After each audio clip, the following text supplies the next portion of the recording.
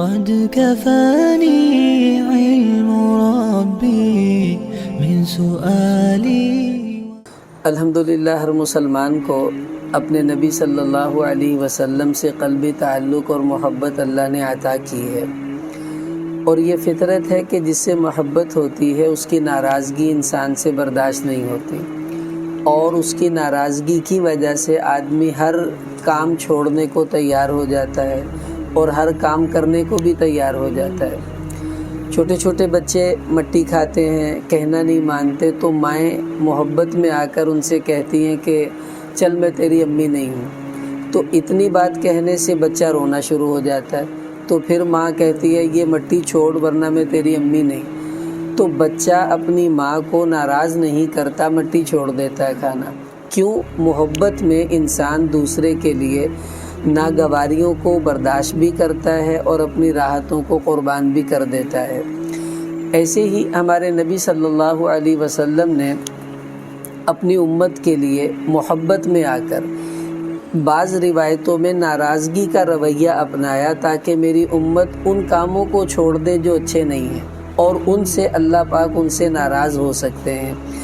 اس میں کچھ گزشتہ درس میں باتیں عرض کر دی تھی، اسی سلسلے کو ہم آگے آج بھی انشاءاللہ بڑھائیں گے کہ ایک لفظ روایتوں میں آتا ہے لیس منا، اس کا عام ترجمہ تو یہ ہے کہ وہ بندہ ہم میں سے نہیں ہے، مطلب ہماری امت میں سے ہی نہیں ہے، لیکن صحیح مطلب میں نے عرض کر دیا تھا کہ اس کا مطلب زجر اور ڈانٹ ہے، جیسے کہ ماں کہتی ہے یہ میرا بیٹا ہی نہیں ہے، حالانکہ ہوتا اسی کا ہے۔ حضور نے بھی ناراضگی کے طور پر فرما دیا اس کا یہ ہماری امت میں سے ہی نہیں ہے ہمارا ہی، لیکن ڈانٹ کے طور پر کہا تاکہ احساس ہو اور وہ ان کاموں کو چھوڑ دے جو اچھے نہیں ہیں۔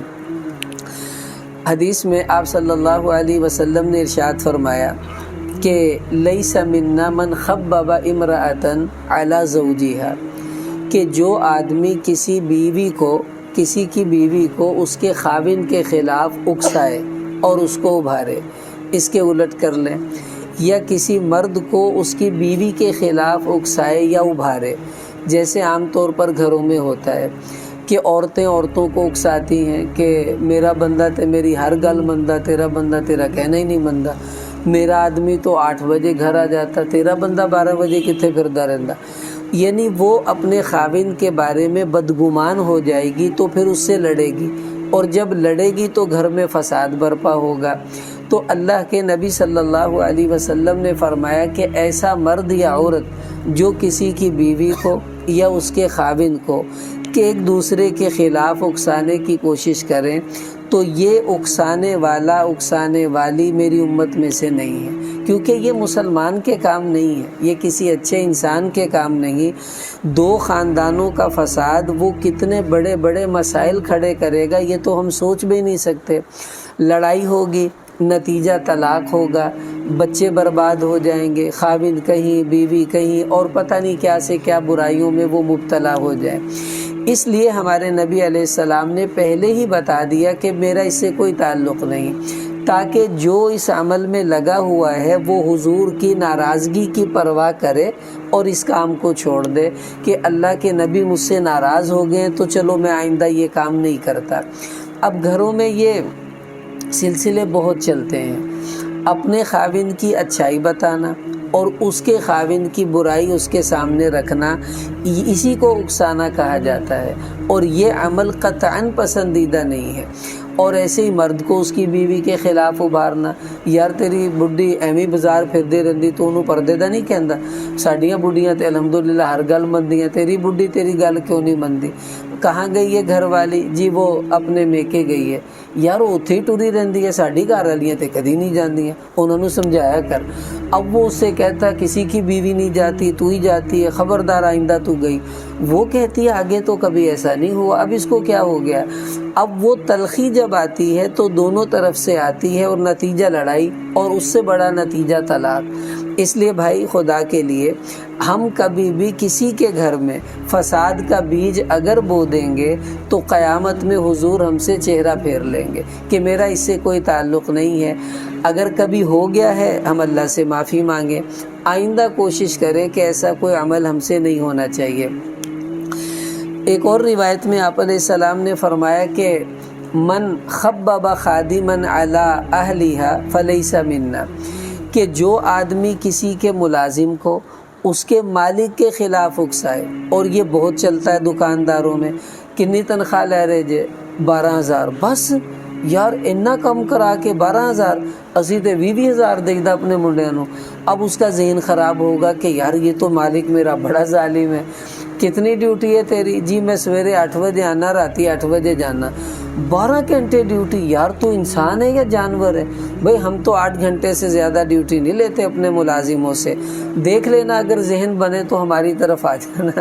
اس کو ایسا بدظن کر دیتے ہیں، وہ وہاں سے نوکری چھوڑ دیتا ہے، ملازمت چھوڑ دیتا ہے۔ بہت سے دکاندار دوسرے دکانداروں کے سیل مینوں کو ایسے سبز باغ دکھاتے ہیں اور مالک کے خلاف اکساتے ہیں، اور نتیجہ وہ وہاں سے چھوڑتا ہے، اس کی بیچارے کی دکانداری خراب ہو جاتی ہے۔ اب سیلز مین اتنی جلدی تو نہیں ملا کرتے نا۔ تو اس طرح جو آدمی کسی کے ملازم کو اس کے مالک کے خلاف اکسائے، ہمارے نبی فرما رہے یہ گندا انسان ہے، اس کا ہم سے کوئی تعلق نہیں، پتہ نہیں کون ہے، کہاں سے آیا ہے اور یہ کیا کرنا چاہتا ہے۔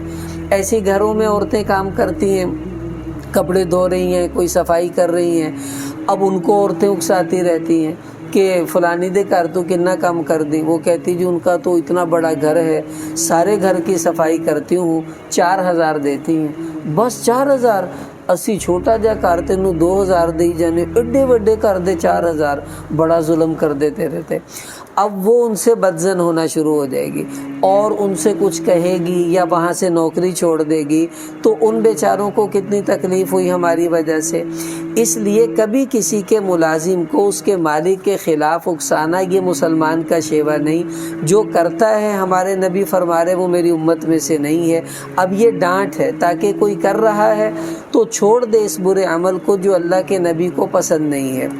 پھر آپ علیہ السلام نے ارشاد فرمایا کہ لیس منا من سحر او سحر له، کہ جو آدمی جادو کرتا ہے یا جادو کرواتا ہے، یہ دونوں میری امت میں سے نہیں ہے، کیونکہ جادو تو ویسے ہی حرام ہے، اور جو حرام عمل میں مبتلا ہو وہ کیسے کامل مسلمان ہو سکتا ہے، اور کس طرح وہ امت محمدیہ صلی اللہ علیہ وسلم میں شریک ہو سکتا ہے۔ اس کو حضور نے اپنی امت سے نکال دیا۔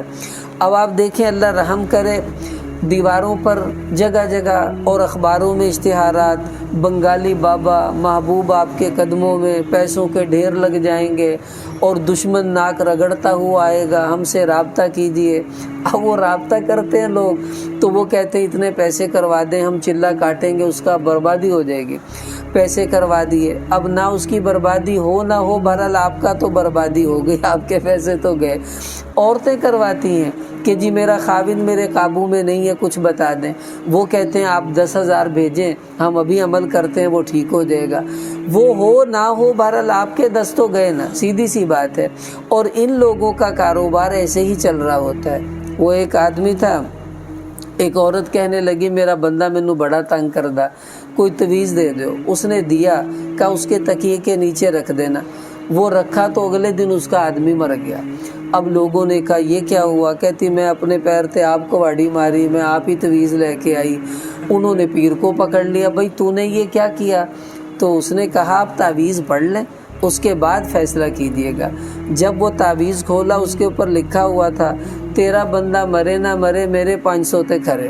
میں نے تو لے لی ہے، وہ مرے نہ مرے وہ اس کا مسئلہ ہے۔ تو اس لیے جو جادو کروانے والا وہ بھی مجرم ہے، اور جو کر رہا ہے وہ بھی مجرم ہے۔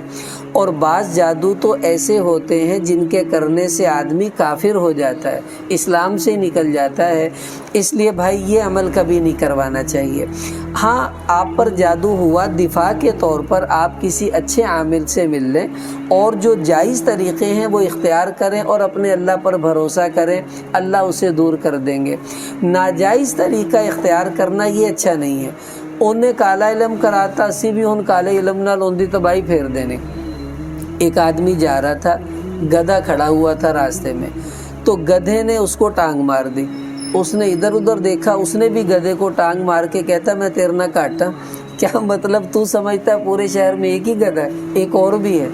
دیکھو اگر کسی نے ہمارے ساتھ برا کیا اور غلط عمل کیا، اب اس کا یہ مطلب تو نہیں ہے کہ ہم بھی ویسا ہی حرام عمل کریں اس کے ساتھ۔ اسی سے تو ہمارے نبی منع کر رہے ہیں کہ جو جادو کرواتا ہے یا کرتا ہے، یہ دونوں ایسے ہیں جو میری امت میں سے نہیں ہیں۔ اس لیے بھائی آج تک اگر کوئی غلطی ہو گئی ہے کوئی بات نہیں، اللہ بڑے کریم ہے، معافی مانگے، اللہ معاف کر دیں گے۔ آئندہ کوشش کریں ایسا برا عمل ہم سے نہیں ہونا چاہیے۔ پھر ہمارے نبی علیہ السلام نے فرمایا لیس منا من تکہن، جو آدمی نجومیوں کے پاس اپنی قسمت کے حالات معلوم کرنے جاتا ہے وہ بھی میری امت میں سے نہیں ہے۔ اب دیکھیں نجومی کیا کرتے ہیں، وہ ہاتھ دیکھ کر کہیں گے یہ ہونے والا ہے، وہ ہونے والا ہے، اچھے دن آ جائیں گے، اب تو یہ ہو جائے گا، اور ہو نہ ہو بہرحال وہ اپنی فیس تو لے لیتا ہے۔ اب تو باقاعدہ اشتہارات چھپتے ہیں پومسٹ کے نام سے، جناب وہ ہاتھ بنا ہوتا ہے، آئیں اپنی قسمت کا حال معلوم کریں، اور پتہ نہیں کیا کیا وہ لوگوں کو اس قسم کی باتوں میں لگایا ہوا ہے۔ دیکھیے ہمارے نبی صلی اللہ علیہ وسلم نے فرمایا، مسلم شریف کی روایت ہے کہ من اتی عرافا، جو آدمی کسی نجومی کے پاس گیا، اس سے قسمت کا حال معلوم کیا، پھر اس پر یقین کرتا ہے کہ ہاں جو یہ کہہ رہا ہے ایسے ہی ہے، فرمایا 40 دن تک اللہ اس کی کوئی نماز کوئی دعا قبول نہیں فرمائیں گے۔ اتنی ناراضگی ہے اللہ پاک کو، کیوں؟ غیب کا علم تو اللہ کے پاس ہے، اس بیچارے کو کیا پتہ۔ ایک آدمی کسی نجومی کے پاس گیا، اس سے کہتا جی دسو میرا ان کی ہونا لا، اس نے ہاتھ دیکھا، کہنے لگا پر انج ہو جائے گا، انج ہو جائے گا، اپنی اپنی جو اس کے دل میں آتی رہی بتاتا رہا، یہ ہوگا وہ ہوگا۔ تو کافی دیر جب گزر گئی تو اس نے کہا جی ٹھیک ہے اجازت دو، السلام علیکم۔ اس نے کہا میرے پیسے دے۔ کہتا پیسے تو میں کیسے دے سکتا ہوں آپ کو؟ اس نے کہا کیوں؟ کہتا تینوں ہے پتا سی کہ میں آواں گا تے میں بغیر پیسے دیتے جاواں گا۔ کہندا مینوں کی پتا؟ کہندا اچھا اپنا تینوں پتا نہیں، میرے تو اگلے سالاں دی بھی دسی جانا بھی تیرے نال انج ہونا، تیرے نال انج ہونا، یہ تو تجھے پتا نہیں تیرے ساتھ کیا ہونے والا ہے، اور تو مجھے بتا رہا بھی 6 سال بعد یہ ہوگا، 5 سال بعد۔ یہ بیچارے کتنے بے وقوف ہوں گے وہ لوگ جو ہاتھوں کی لکیروں سے اپنی قسمتوں کے حال معلوم کرتے ہیں۔ یہ مسلمان کا شیوا نہیں۔ مسلمان تو یہ کہتا ہے وَأُفَوِّضُ أَمْرِي إِلَى اللَّهِ، اے اللہ میں نے اپنا معاملہ تیرے حوالے کر دیا، تو ہی میرا مددگار ہے۔ تو یہ نجومیوں کے پاس جا کر قسمتوں کے حال معلوم کرنے والے یہ قطعاً کبھی بھی اللہ پر توکل کا ذائقہ نہیں چکھ سکتے، کیونکہ ان کا اللہ سے تعلق ہی نہیں بنتا، وہ توکل بیچارے کیا کریں گے۔ اس لیے اگر کسی نے ایسا عمل پہلے کیا کوئی بات نہیں، آپ معافی مانگ لیں، آئندہ ایسا عمل نہ کریں، اس کی نیت کریں اللہ تعالیٰ سے کہ ہم ان برے عملوں سے اپنے آپ کو دور رکھیں۔ پھر حدیث میں آتا ہے حضور علیہ السلام نے فرمایا کہ من انتہب نہبۃ فلیس منا، جس نے کسی کا مال زبردستی چھین لیا اس بندے کا ہم سے کوئی تعلق نہیں، یہ ہماری امت میں سے نہیں ہے۔ اب یہ ڈاکہ تو سمجھ میں آتا ہے، کچھ ایسے موقع بھی ہیں جہاں آدمی ڈاکو نہیں ہوتا لیکن ڈاکہ پھر بھی وہ ڈال ہی لیتا ہے۔ زبردستی کسی سے اس کا مال لینا اس کی دلی خوشی کے بغیر، اور یہ عام طور پر ہوتا ہے۔ آپ دیکھیں شادیوں میں کیا ہوتا ہے، دولہے کا جوتا اتار لیا، اب کسی کا دل چاہتا ہے کہ 5,000 روپے کے جوتے کے بدلے میں 50,000 دے کے آئے، تو لیکن دینے پڑتے ہیں، کیوں کہ نہیں دیں گے تو ہماری بے عزتی ہوگی، لو جی لڑکے والوں نے جوتا چھپائی کی رسم کے پیسے ہی نہیں دیے، یہ تو کنجوس ہیں، ویسے ہیں، ایسے ہیں۔ تو نہ چاہتے ہوئے بھی انسان وہ پیسے دیتا ہے، اور جو لینے والے ہیں وہ یہی تو ہے من انتہب نہبۃ فلیس منا، کہ جو چھینا جھپٹی زبردستی کسی کا مال لے، ہمارے نبی فرما رہے وہ ہم میں سے نہیں۔ ہمارے ہاں رسومات چلتی ہیں، دلہن گھر میں آتی ہے، رسم ہوتی ہے صندوق کھلوائی۔ کیا مطلب؟ نندیں کھڑی ہو جاتی ہیں اور صندوق کھلتی ہے بھابھی کی۔ اب اس کی ماں نے بیچاری نے محنتیں کر کر بچی کو سوٹ دیے، چادریں دی، کچھ دیا۔ اب ہوتا یہ ہے جس نند کو جو چیز پسند آئے گی وہ اٹھا لیتی ہے، یہ ہے صندوق کھلوائی کی رسم، وہ اس کی ہو گئی۔ کسی نے سوٹ اٹھایا، کسی نے چادر، کسی نے کمبل، کسی نے کچھ۔ اب وہ بیچاری کے غریب باپ نے پوری زندگی مزدوری کر کے بچی کو جو کچھ دیا وہ ساری نندیں لوٹ کے لے جاتی ہیں۔ اب بھابھی بولے تو بدتمیز ہے طلاق ہو جائے گی، نہیں بولتی تو بیچاری کا دل دکھا ہوا ہے۔ یہ وہ چیزیں ہیں جو ہمارے معاشرے میں چل رہی ہیں اور لوگ اس کو ڈاکہ ہی نہیں سمجھتے۔ بھائی یہ بھی ڈاکہ ہے، ایک ڈاکو نے یہاں گن رکھ کے آپ سے مال چھینا، اور ایک وہ ڈاکو ہیں جو طلاق والی گن آپ کے دماغ پر رکھ دیتے ہیں کہ تین طلاق دے دیں گے، انج کر انج کر، وہ بیچاری کرتی رہتی ہے۔ یہ بالکل غلط بات ہے۔ جو جہیز کا سامان دلہن اپنے گھر سے لاتی ہے وہ اس کی مالک ہے، آپ اس کے جہیز کے سامان سے ایک چمچ بھی اس کی اجازت کے بغیر استعمال نہیں کر سکتے، خاوند بھی نہیں کر سکتا، ساس سسر تو دور کی بات ہے۔ اور ہمارے ہاں بھی جو بہو آتی ہے اس کے مال کو مال غنیمت سمجھتے ہیں، وہ کرے جو ہی آتا ہے جہیز، اے اپنا فریج تو ہن بیچ دو، ماشاءاللہ 9 دا آ گیا، اور بھائی اس سے تو پوچھ لو جس کا ہے، اور وہ بیچاری چپ بولے گی تو اس کو طلاق ہو جائے گی، بدتمیز سمجھی جائے گی۔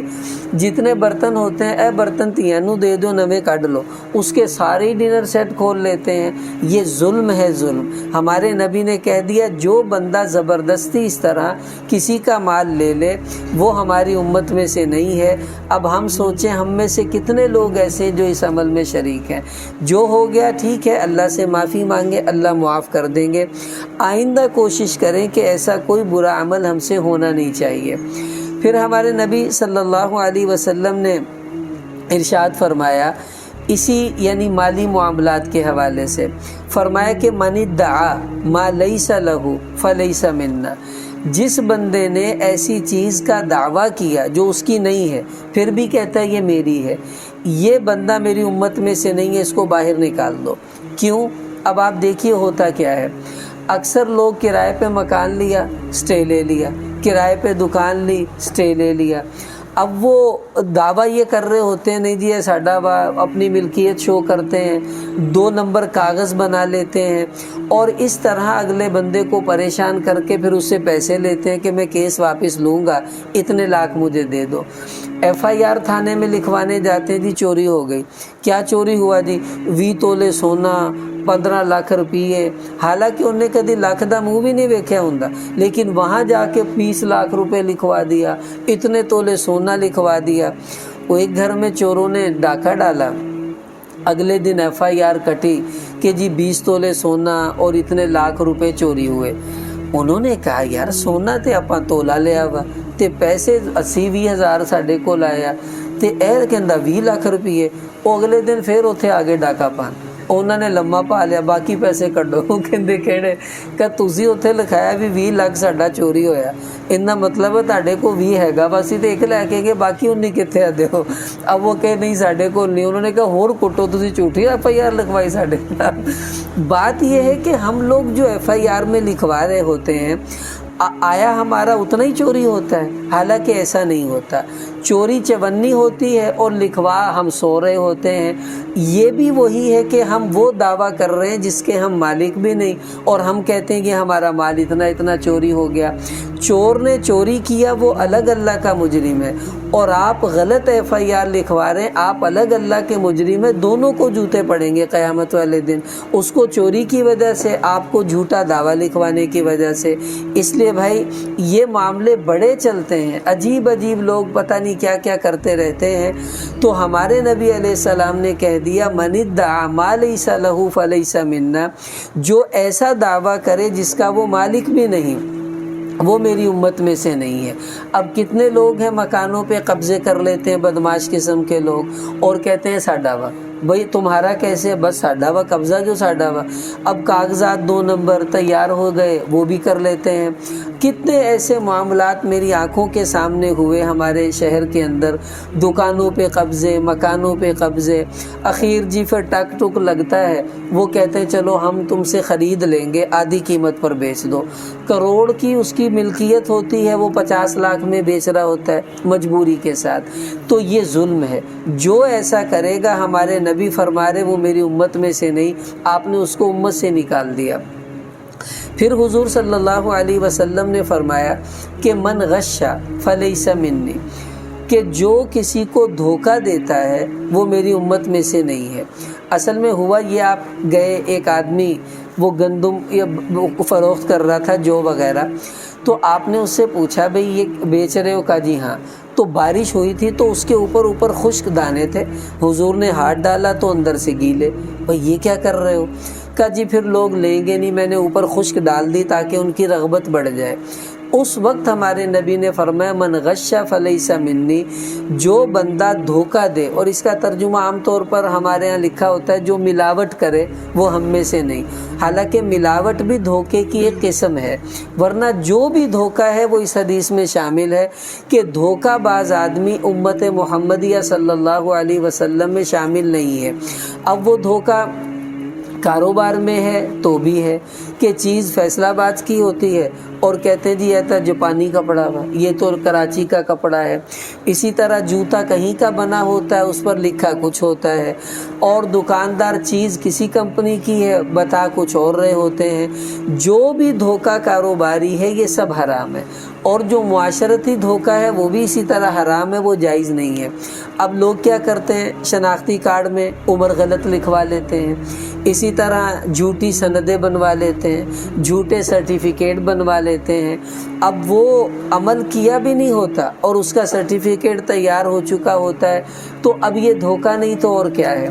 رشتہ لینے آتے ہیں لوگ، اب رشتے میں بچی کی عمر کتنی ہے جی، اور 8 سال کم ہی بتاتے جی اتنی ہے ماشاءاللہ، اور پڑھی کتنی ہوئی ہے، پڑھی میٹرک ہوتی ہے بتاتے ماشاءاللہ 14 جماعتیں پڑھی ہوئی۔ شادی کے بعد جب پتہ چلتا ہے کہ یہ سب دھوکہ ہے تو یہی چیز بعض اوقات بچی کے لیے طلاق کا سبب بن جاتی ہے کہ تم لوگوں نے ہمیں دھوکہ کیوں دیا رشتے کے موقع پر۔ اس لیے میرے عزیزو یاد رکھیے، دھوکہ جہاں بھی ہوگا وہ غلط ہے، وہ صحیح نہیں ہے۔ میرے ایک دوست ہیں، ان کی شادی ہوئی تو کہنے لگے مولوی صاحب واقعی دھوکہ ہی ہوتا ہے۔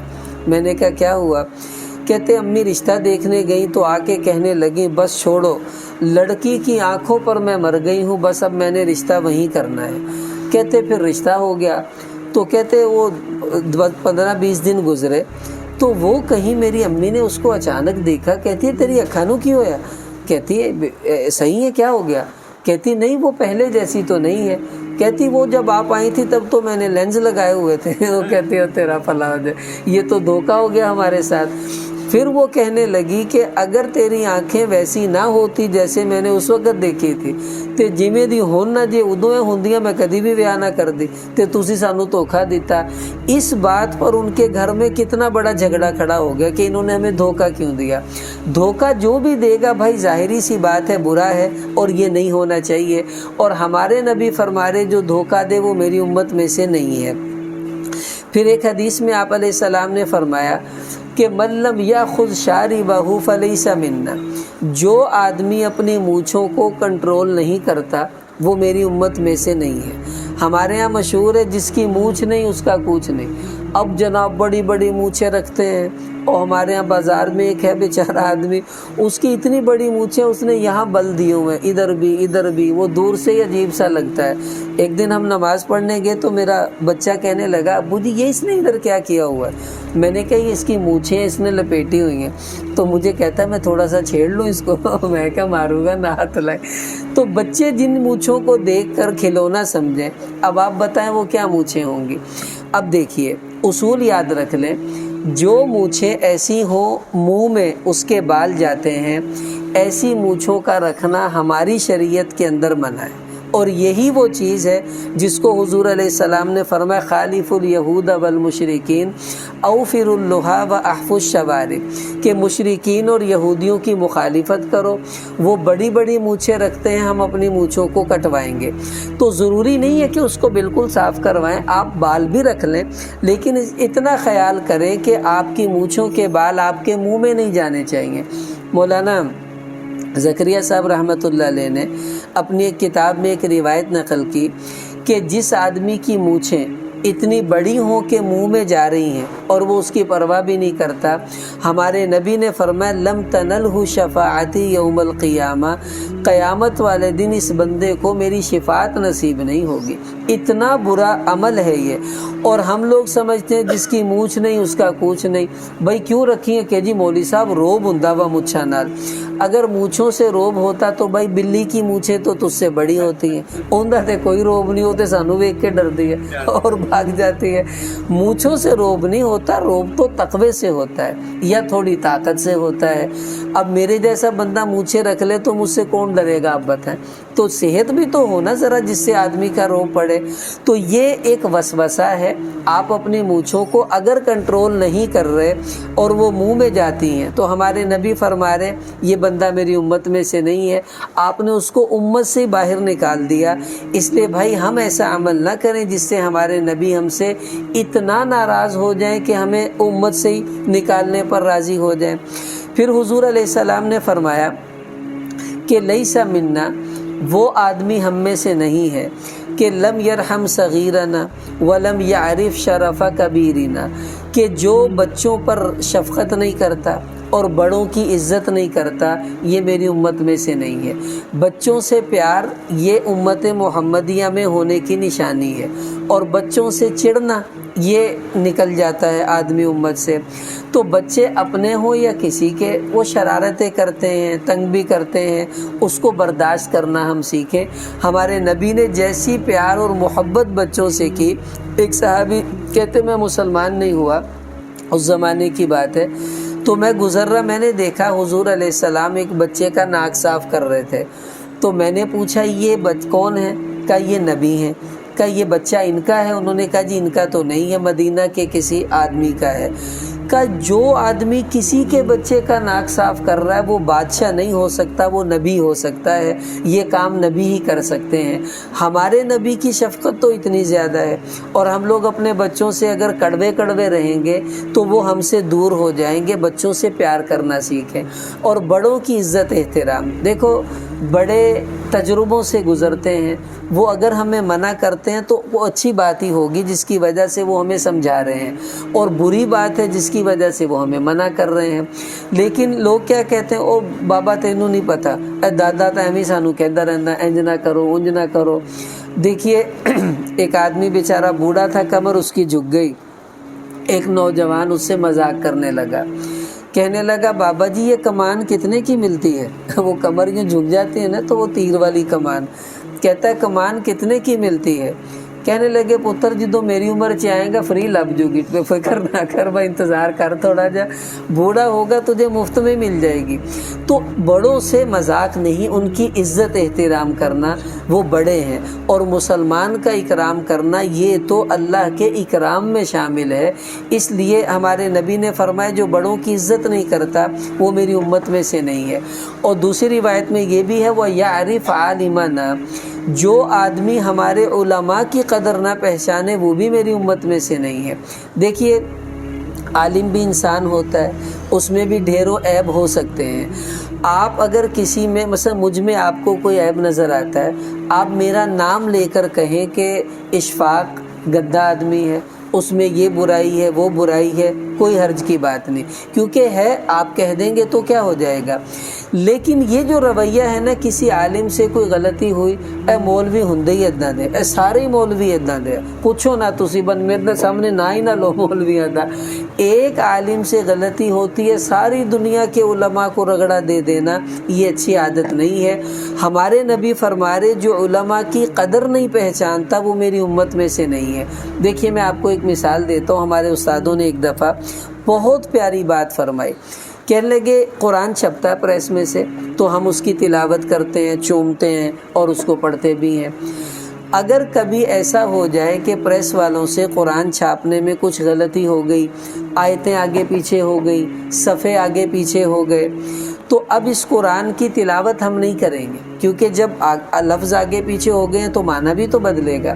اس قرآن کی تلاوت جائز نہیں، لیکن اس قرآن کی بے ادبی بھی جائز نہیں۔ اس کو اسی طرح ادب کے ساتھ ہم رکھ دیں گے، لیکن اس کو پڑھیں گے نہیں۔ فرماتے تھے جو عالم بے عمل ہو، برا ہو، اس کی مثال ایسے ہی قرآن کی طرح سے ہے کہ ہم اس عالم کی پیروی تو نہیں کریں گے، اور اس کی زندگی کو دیکھ کر ہم ویسی زندگی تو نہیں گزاریں گے، لیکن اس کی بے عزتی بھی ہمیں نہیں کرنی چاہیے، اس کو عالم ہونے کی حیثیت سے دیکھیں۔